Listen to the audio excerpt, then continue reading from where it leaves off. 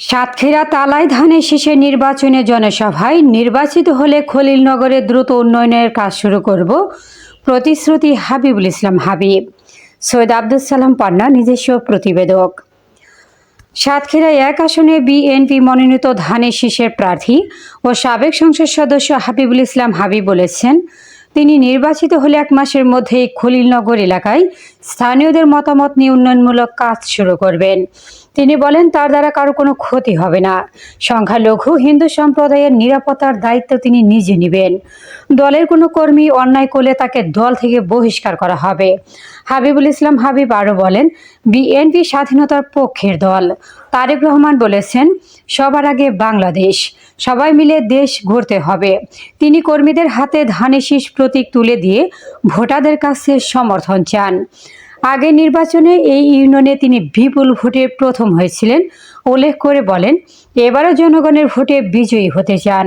সোমবার বিকেলে তালা উপজেলার খলিলনগর ইউনিয়ন মাধ্যমিক বিদ্যালয় মাঠে জাতীয় সংসদ নির্বাচন উপলক্ষে আয়োজিত এক জনসভায় প্রধান অতিথির বক্তব্যে তিনি এসব কথা বলেন। খলিলনগর ইউনিয়ন বিএনপির সভাপতি আলহাজ গাজী আসির উদ্দিনের সভাপতিত্বে এবং সাধারণ সম্পাদক মাস্টার শাহাদাত হোসেনের সঞ্চালনায় জনসভায় বক্তব্য রাখেন তালা উপজেলা বিএনপির সভাপতি মৃণাল কান্তি রায়, সাধারণ সম্পাদক অধ্যক্ষ শেখ শফিকুল ইসলাম, সাংগঠনিক সম্পাদক অধ্যাপক মোশাররফ হোসেন, জালালপুর ইউনিয়ন পরিষদের চেয়ারম্যান এম মফিদুল হক লিটু, তালা উপজেলা যুবদলের আহ্বায়ক মির্জা আতিয়ার রহমান এবং যুগ্ম আহ্বায়ক সাইদুর রহমান সাইদ। সমাবেশে শত শত নেতাকর্মী ও সাধারণ ভোটার উপস্থিত ছিলেন। বক্তারা বলেন, তালা ও কলারওয়ায় সার্বিক উন্নয়নে সাবেক এমপি হাবিবুল ইসলাম হাবিবের কোনো বিকল্প নেই। অতএব আল্লাহ বাঁচাইছেন, আব্দুল আলমীর কাছে শুকরিয়া। আমার মনোনয়ন পেয়েছি, আবার কাজ করবো আপনাদের হয়ে। এই দায়িত্বটা আপনারা নিলেন। আমি আর বেশি কথা বলবো না, অনেক দাবি আছে। যত ওই যে খাট নিয়ে গেছিলাম, তাদের রাস্তা দরকার।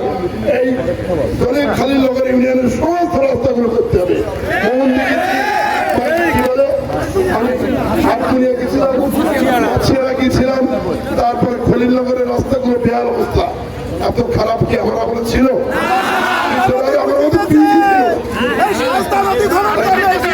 এবং কিছু নদী খনন করতে হবে।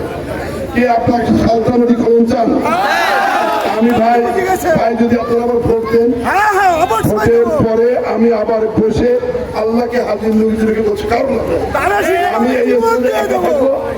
যেহেতু স্টেজে আমি একা থাকবো, আমি যদি পাস করি 1 মাসের মধ্যে এখানে স্টেজ হবে।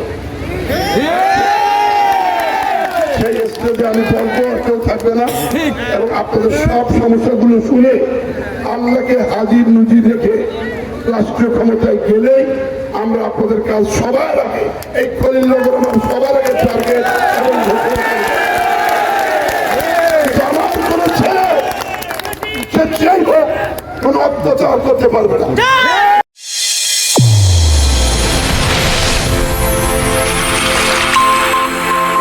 চ্যানেল A1, হৃদয়ের স্পন্দন।